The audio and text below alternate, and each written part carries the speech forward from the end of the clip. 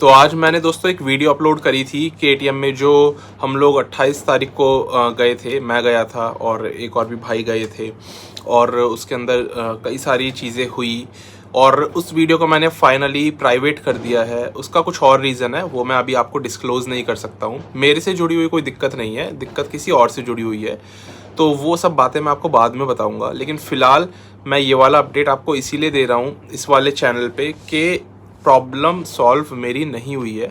और आज है 1 तारीख जब मैं ये आपको बता रहा हूँ। कल 2 तारीख तक का मुझे फाइनल एक वर्डिक्ट दिया गया है KTM वालों की ओर से, और हम लोग गए थे इन पे कल, यानी कि 31 तारीख को इनके पास गए थे। मैं फिर गया हूँ, यानी 28 तारीख के बाद में 31 तारीख को इनके पास फिर से गया हूँ, क्योंकि इन्होंने कहा था कि 31 तारीख को वो आपका जो मैटर है सॉल्व हो जाना चाहिए। आज भी इन लोगों पे कोई अपडेट नहीं है। 31 तारीख हो गई है, अभी आया हूँ, कोई अपडेट नहीं है, कुछ जवाब ही नहीं है। ऐसे नहीं होगा काम। तो कैसे होगा फिर बताओ, किससे बात करें? अब मैं क्लैरिटी अभी लेकर जा रहा हूँ, क्लैरिटी ली जाएगी, क्लैरिटी लेकर है ना भाई, क्योंकि हम बेवकूफ़ नहीं है कि बाइक छोड़ के रखें। टाइम थोड़ी है यार, टाइम का लगा दे देंगे। 31 को फ़ोन पे बातचीत हुई, जो भी सारी चीज़ें हुई, उसके बाद भी कुछ इशू सॉल्व नहीं हुआ। मैं शोरूम गया मिलने के लिए मालिक से, क्योंकि वर्कर्स के पास में कोई पावर नहीं है, तो उनसे मत्था मारने की कोई ज़रूरत नहीं है। मुझे मेरी बाइक रजिस्टर करवा करके दो, मालिक लेकिन अवेलेबल नहीं है। मालिक को आना था, मालिक आया नहीं 31 को शोरूम में। कोई रिस्पॉन्सिबिलिटी वो नहीं उठाना चाह रहा है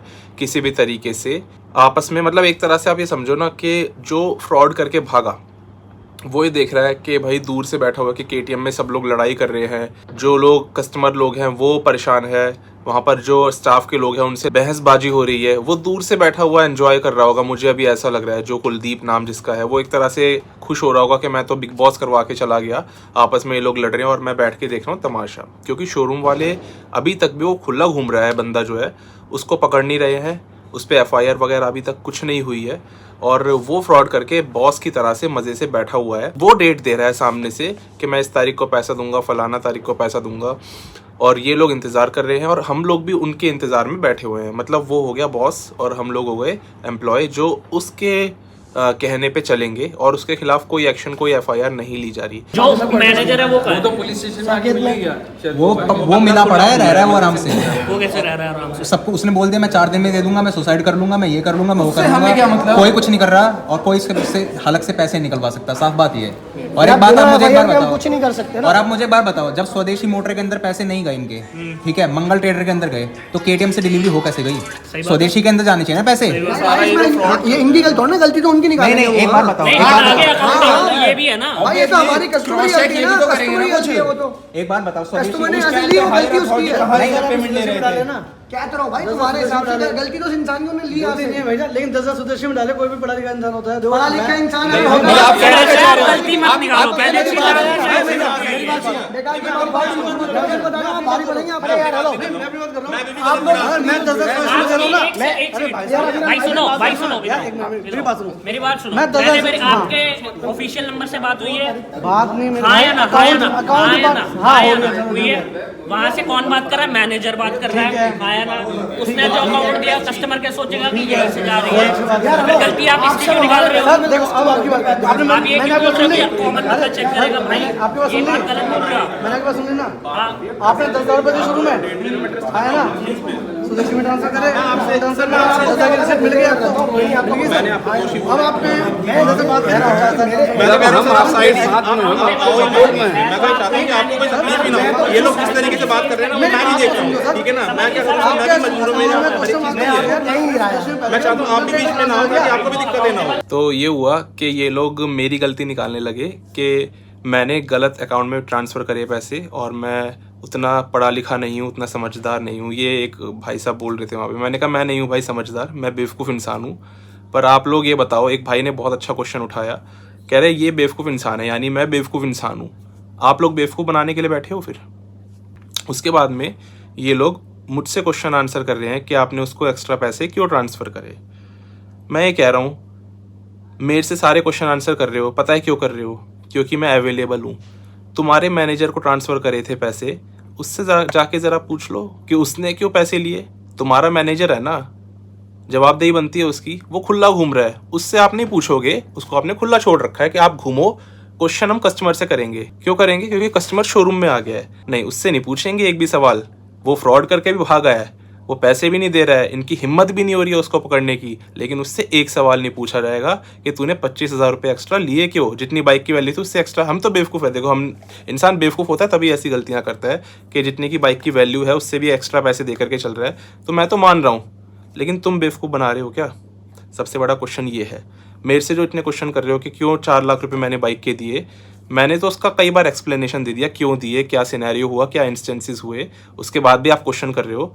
उससे एक क्वेश्चन कर रहे हो, तुम्हारा आदमी KTM शोरूम का मैनेजर, ऑफिशियल मैनेजर, एक क्वेश्चन बनता है कि नहीं बनता उसके लिए कि तूने क्यों 25,000 रुपये एक्स्ट्रा लिए थे कस्टमर से?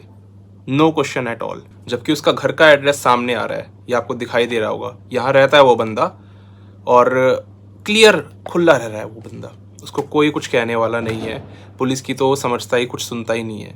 अब देखो हमारा क्या स्टेटस है इसमें, हमारा क्या टेक होना चाहिए। हम उसके खिलाफ, हमें कोई मतलब नहीं है, वो तुम्हारा एम्प्लॉय था।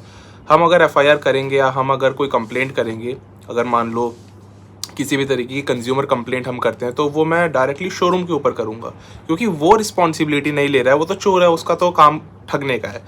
KTM का मालिक तो रिस्पॉन्सिबिलिटी लेगा, वो भी नहीं ले रहा है रिस्पॉन्सिबिलिटी। तो बीच में फंस हम लोग गए, क्योंकि दोनों ने हाथ खड़े कर दिए।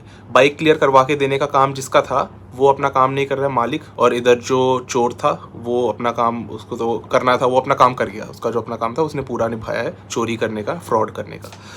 अब इन्होंने कल की मेरे को लास्ट डेट दी है 2 तारीख की, यानी कि 2 तारीख को ये उस पर FIR करेंगे। अभी तक FIR भी नहीं करी थी, कंप्लेंट करी थी सिर्फ। और उसके बाद में होपफुली अगेन वही वाली होप दी जा रही है कि मेरी बाइक क्लियर हो जाएगी।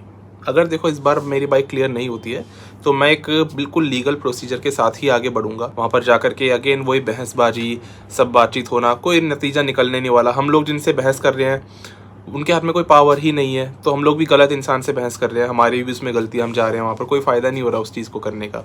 मैं तो खुद वहाँ पर जाकर के कह रहा हूँ, KTM स्टाफ वाले लोगों से मैं बोल रहा हूँ, मैंने कहा यार इनसे मत लड़ो, क्योंकि इन लोगों का इन लोगों की जो इंटेंशन है ना वो क्लियर है। ये लोग तो मुझे कब से कह रहे हैं कि सर हम आपकी बाइक क्लियर करवा के देना चाहते हैं, पर हमारे हाथ में कोई पावर है नहीं, तो इनसे लड़के कोई फ़ायदा नहीं होना, ठीक है ना। उस इंसान से बातचीत करने की ज़रूरत है जो ओनर है, जो अभी मुंह छुपा करके बैठा हुआ है। कितनी गलत बात है कि वो हमें डील ही नहीं कर रहा है, उसके स्टाफ के लोग परेशान हो रहे हैं। अब देखो स्टाफ के लोगों ने कोई इसलिए थोड़ी नौकरी ज्वाइन करी थी कि कस्टमरों की गाली खाए। स्टाफ के लोगों ने इसलिए नौकरी ज्वाइन करी थी ना ताकि वो बाइक को बेचें। वो काम तो हो ही नहीं रहा है। अरे आप ऊपर से उतर के आ जाओ, थोड़ा सा टाइम निकाल लो, ज़रा डील कर लो कस्टमरों को।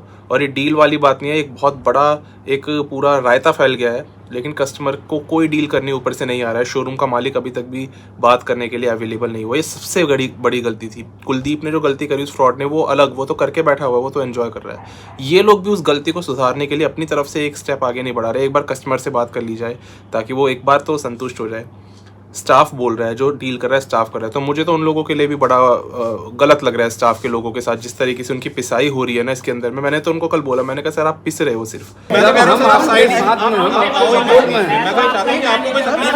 स्टाफ के लोगों को मैंने बोला, मैंने कहा सिर्फ आप लोग पिस रहे हो इस नौकरी को करके, अभी जो इस वक्त पे आप कर रहे हो। ये आपके लिए इसलिए कि इस चीज़ के लिए पगार लेते हो क्या कि कस्टमर की गाली खाए?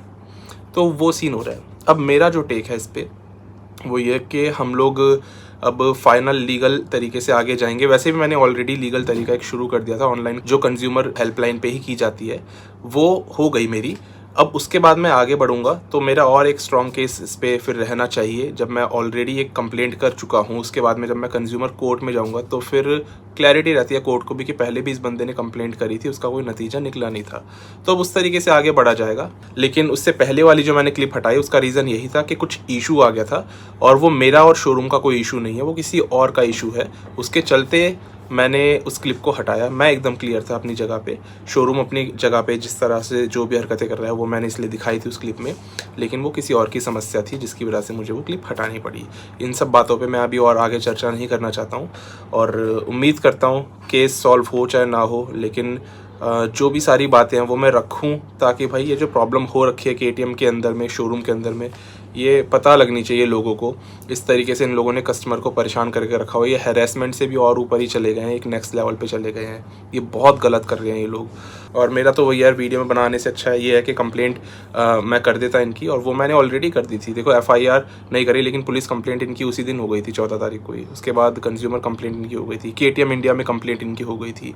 अब और आगे की कंप्लेंट होगी, अगर इससे काम नहीं बन रहा है तो और आगे कंप्लेंट होगी। फिलहाल इन लोगों ने बोला कि सर 2 तारीख तक रुक जाओ, स्टाफ के मेंबर्स ने कहा। कह रहे अगर 2 तारीख को कुछ भी नहीं होता तो हम लोग यहाँ से हट जाएंगे, आप डायरेक्टली जो आपको सही लगे आप वो कर लेना। तो ये सीन हो रहा है, और वीडियो वाली ज़रूर से हटा दी थी जो मैंने आज डाली। अगर वो रीज़न सॉल्व हो जाता है तो वीडियो वापस से मैं पब्लिक कर दूंगा। अगर वीडियो पब्लिक नहीं हुई इसका मतलब रीज़न अभी भी पेंडिंग में चल रहा है, वो अभी भी अनसॉल्व्ड है। क्लियर बात बता के चल रहा हूँ। तो अभी के लिए तो इस वाली वीडियो में यही था दोस्तों। आगे जैसे जो भी होता है वो मैं आपको आगे बताता हूँ, और अब हम लीगल ही जाएंगे, मच ऑब्वियस है। लेकिन देखते हैं किस तरीके से ये मेरी बाइक की रजिस्ट्री कल तक करते हैं नहीं करते। जैसे जो भी होगा वो मैं अपडेट मैं आपको आगे बता दूंगा। अभी के लिए तो इस वाली वीडियो में इतना ही था।